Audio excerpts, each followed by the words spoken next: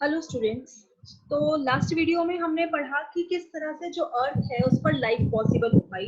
ठीक है, कैसे पॉसिबल हो पाया कि जो हमारा तीन मेजर डोमेन्स थे, उस तीन मेजर डोमेन्स ने फोर्थ डोमेन को बनने में हेल्प किया।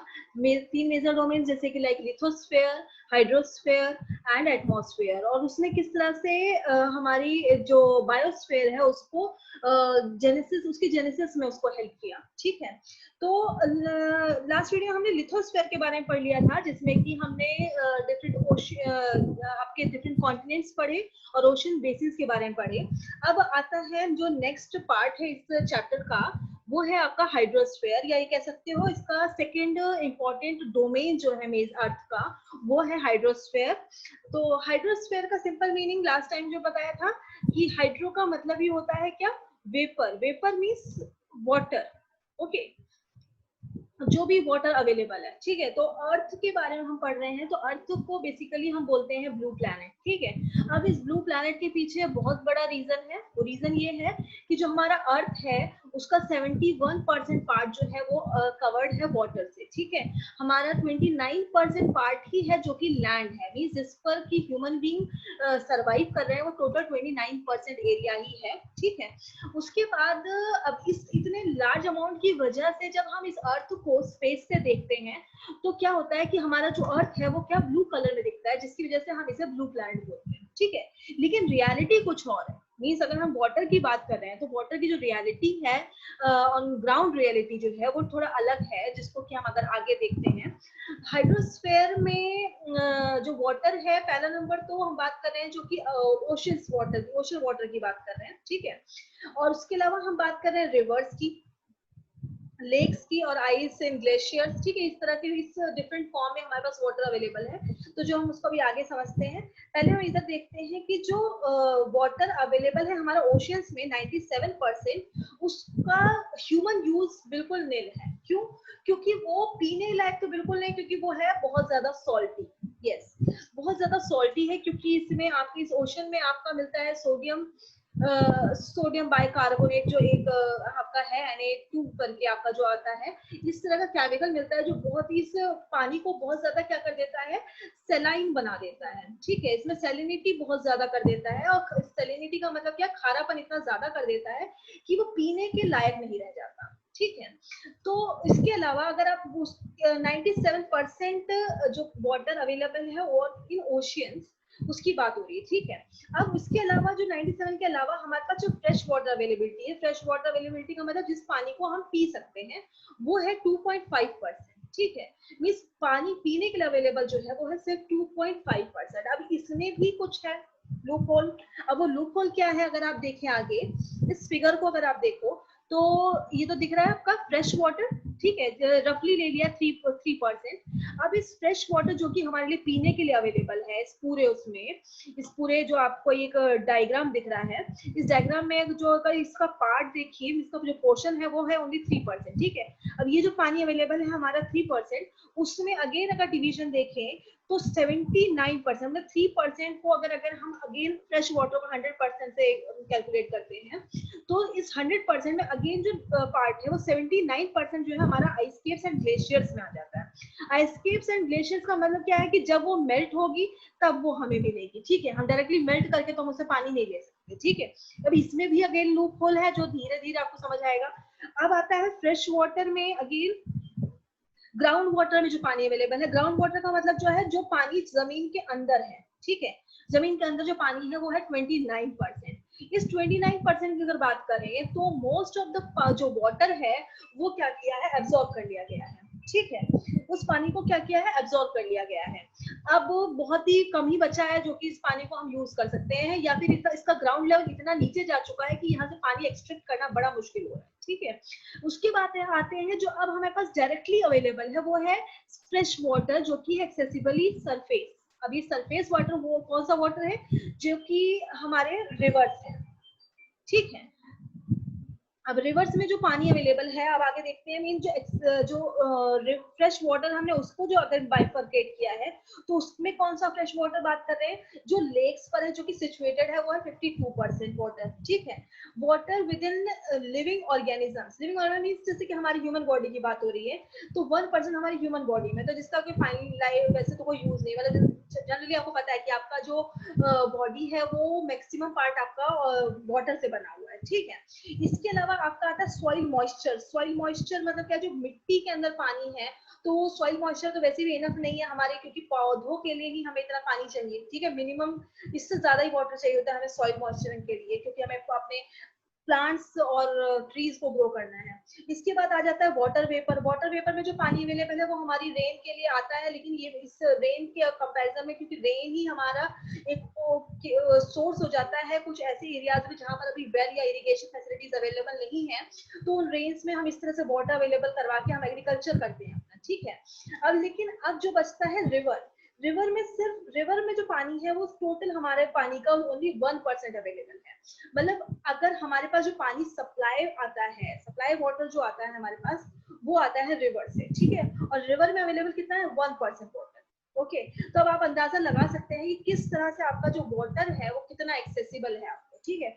ऐसे ही एक नासा ने एक क्या नाम फोटो रिलीज की थी, जो काफी इंटरेस्टिंग फोटो है। इसमें एक तरह से क्वेश्चन पूछा जा रहा है कि how much water is on earth, मतलब it's just a question mark, ठीक है। एक तरह से क्वेश्चन मार्क ही है ये, क्योंकि इसमें सेम सिनेरियो दिखा रहा है कि earth is special because it is so much water, again क्योंकि अर्थ में लाइफ एग्जिस्ट कर पाई, ठीक है। अब इसमें बोल रहा है कि जो it's in the ground forms big ocean and it's in our atmosphere. दो पार्ट में अवेलेबल है, एक तो ग्राउंड में, दूसरा ओशंस में, और दूसरा एटमॉस्फेयर में, तीसरा एटमॉस्फेयर में, ठीक है। तीन फॉर्म में अवेलेबल है, एक तो ग्राउंड पे, ठीक है, reverse and Pond's and ground water, ठीक है। इस पर ओशियंस में जो कि बिल्कुल यूजलेस है, और एटमॉस्फेयर जो कि अपने टाइमिंगली ही क्या नाम है बारिश होगी उससे। उसके बाद आता है your body is made up of mostly of water, again आपसे बात कर रही है कि वाटर से बना हुआ है, तो अब इससे ये भी पता कर सकते हैं कि आपकी बॉडी के लिए वाटर कितना इंपॉर्टेंट है, क्योंकि जिस चीज का जो एग्जिस्टेंस है, या कह सकते हैं जिस चीज जो बिल्ट ही पानी से हुई है, तो उसके लिए वाटर कितना अवेलेबल यूजफुल है।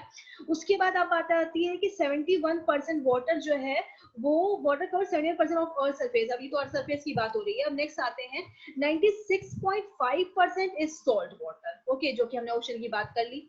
Again just 3.5% of water on the earth is fresh water we can drink, and most of that fresh water 68% is trapped in ice and glaciers, जिसका कि हम डायरेक्टली यूज नहीं कर पा रहे हैं, ठीक है। अब कुछ वाटर है जो कि ग्राउंड वाटर में अवेलेबल है, कुछ है जो रिवर्स की तरह है।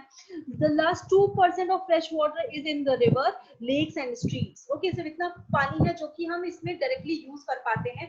लेक्स में जैसे कि कुछ अभी एरिया ऐसे हैं, जैसे लाइक राजस्थान का कुछ एरिया हो गया, या फिर क्या नाम है आपके साउथ में बहुत सारे ऐसे पॉन्ड्स वगैरह बनाए जाते हैं, जो कि आर्टिफिशियल पॉन्ड्स होते हैं, जो कि जो रेन वाटर होता है उससे कलेक्ट करके आप उस पानी को यूज करते हैं। तो इस तरह के वाटर जो अवेलेबल है उसका जो परसेंटेज है वो सिर्फ 2% है। उसके बाद very small amount is in our atmosphere where it exist as water vapour, okay, जो कि हमारा डायरेक्टली किसके लिए यूज हो रहा है, आपके रेन के लिए यूज हो रहा है, ठीक है। अब फाइनली अब इस पिक्चर को देख के कर सकते हैं कि इतना बड़ा अर्थ है, और जो इस अर्थ में पीने के लिए जो वाटर है वो बस it's just a drop, like, okay, if you look all the water on the earth and put it together it would be a ball 860 miles wide, okay। इतने बड़े फिगर पे अगर 860 miles wide वाटर अवेलेबल है, तो you can assume और imagine कि आपके पास water की अवेलेबिलिटी कितनी है, ठीक है। और इसी वजह से हम जो कह सकते हैं कि जो हमें शॉर्टेज ऑफ वाटर है हम इसी वजह से फेस कर रहे हैं, ठीक है। Now come to the oceans. अब इसको ओशन को थोड़ा सा डिटेल में हम पढ़ते हैं। अब ओशन की अगर बात करें, जो लास्ट टाइम मैंने बताया था कि ये इंटरकनेक्टेड है। इंटरकनेक्टेड कैसे है कि ये किसी भी एरिया में ले लो, लाइक अगर इस मैप पर ऑब्जर्व करो तो पानी अगर पैसिफिक ओशन में जो भी है या अटलांटिक ओशन में है, इस तरह से नहीं होता कि ये पानी कहीं अपर थोड़ा सा ऊंचा है, ये थोड़ा सा नीचा है, इस तरह से नहीं, एक लेवल पर डिसाइड है। इसी वजह से हम इसे सी लेवल भी डिसाइड करते हैं कि इसी सी लेवल से हम मेजर करते हैं किसी भी चीज का डिस्टेंस, ठीक है। तो ये इक्वली क्या नाम है फैला हुआ चारों तरफ। दूसरा इंटरकनेक्टेड है, ऐसा नहीं इनमें कोई कनेक्शन नहीं है, आपस में जुड़े हुए हैं इस तरह से, किसी ना किसी तरह से ये आपस में कनेक्टेड है, ठीक है। इसमें आप कोई गैप नहीं देख रहे हैं, इसमें बीच बीच में कनेक्टेड ही अपने, चाहे अटलांटिक ओशन इंडियन ओशन से देख लीजिए, पैसिफिक ओशन आपके इंडियन ओशन से देख लीजिए, ठीक है। तो इस तरह से आपस में कनेक्टेड है। इसके अलावा जो हमारी मेजर थ्री मूवमेंट्स, ओशन में भी कुछ मूवमेंट्स पाए जाता है, मींस आप जो मूवमेंट्स है वो आपके तीन तरह से पाए जाते हैं, वेव्स के फॉर्म में, टाइड्स के फॉर्म में और ओशन करंट्स के फॉर्म में, ठीक है। तो वेव्स के फॉर्म में जो ओशन है वो वेव्स किसकी वजह से बनती है, आपकी विंड्स की वजह से, जब विंड्स उस पर ब्लो करती हैं वो ओशन पे, तो इस तरह से आपके वेव्स बनते हैं, ये फर्स्ट मूवमेंट होता है। उसके अलावा टाइड का मूवमेंट जो होता है वो होता है अप एंड डाउन, क्योंकि high tides and low tides की वजह से जो आपका मूवमेंट है वो होता है आपका अप्स एंड डाउन्स होता है। उसके अलावा ओशन करंट्स में जो आप देख सकते हैं, ओशन करंट्स आपकी बेसिकली दो तरह की होती हैं, एक होती है हॉट करंट्स और एक होती है कोल्ड करंट्स, ठीक है।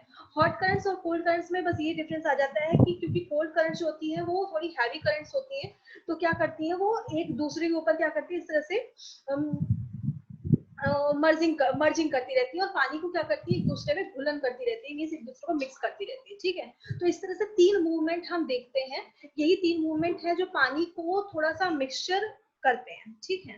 अब आता है कि आपके मेन ओशन कौन कौन से हैं, ठीक है। वो है Pacific ocean, Atlantic ocean and Indian ocean, and fourth आपका है southern ocean and Arctic ocean, ठीक है। जैसे कि मैं सदर्न ओशन की बारे में बात करूँ, बहुत ही रिसेंटली इसको इंट्रोड्यूस किया गया, इससे पहले इसको मेंशन नहीं किया जाता, हमारे सिर्फ 4 ओशंस काउंट किए जाते थे, बट अब ये सदर्न ओशन भी काउंट किया जाता है।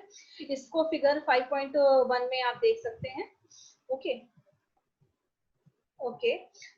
जो लास्ट वीडियो थी उसमें, इसके अलावा आप देखते हैं, अब आते हैं पैसिफिक ओशन जब की बात करते हैं, तो सिंपल आप पहले ये समझिए कि किसी भी ओशियन या किसी भी कॉन्टिनेंट या किसी भी कंट्री का जो हम लोकेशन डिसाइड करते हैं या हम किसी के बारे में स्टडी करते हैं, तो पहला तो था, मैंने जो बताया था आपको, एब्सोल्यूट लोकेशन बताते हैं कि हाँ ये इस लैटिट्यूड्स और लॉन्गिट्यूड्स या इस कोऑर्डिनेट के बीच में ये पर्टिकुलर प्लेस या एक ओशन है।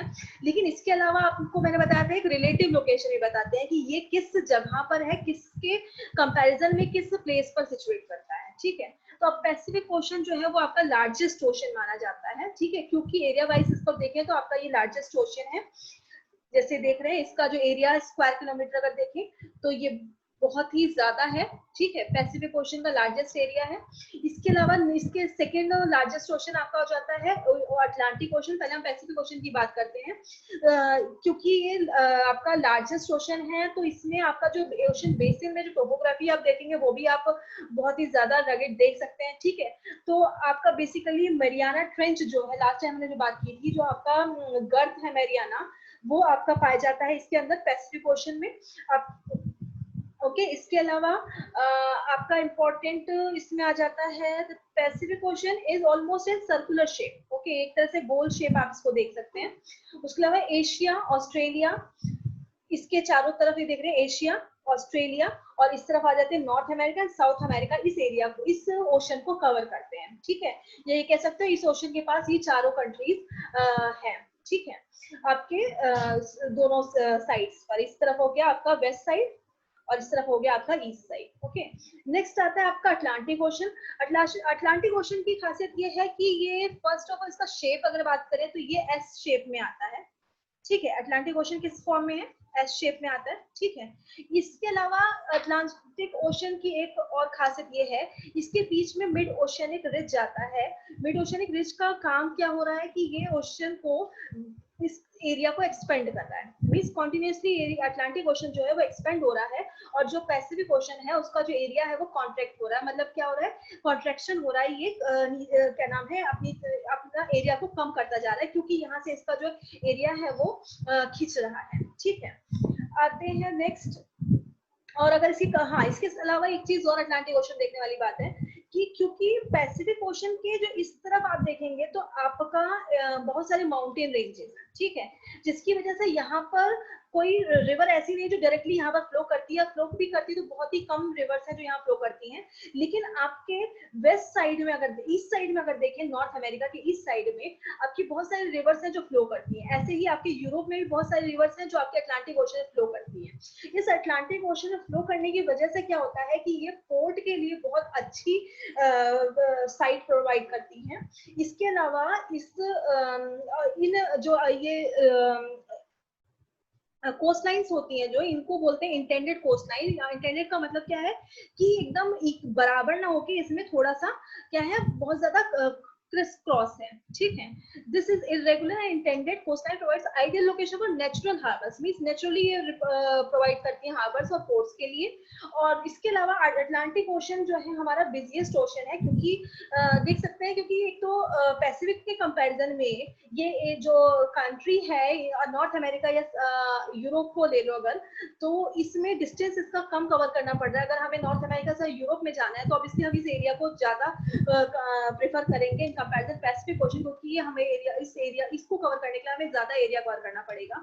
तो इसलिए ये एक तो बिजिएस्ट है इस वजह से।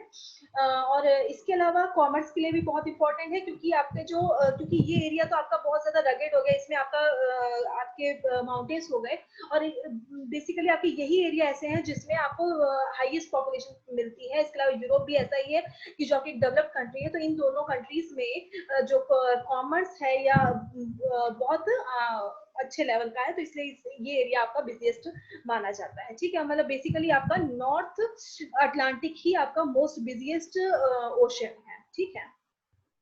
यस, नेक्स्ट आता है आपका इंडियन ओशन के बारे में बात करते हैं। इंडियन ओशन का जो नेम है वो इंडिया के नाम से ही पड़ता है, क्योंकि ऐसा माना जाता है कि इंडियन ओशन का जो क्या नाम है, ओरिजिन है, वो इंडिया के बाद ही होता है, क्योंकि इंडिया जो है वो आपका अफ्रीका का पार्ट था एक समय पे, और जब इस अफ्रीका के पार्ट से अलग होकर ये धीरे धीरे जब नॉर्थ की तरफ मूव करा, तो इसने क्या किया,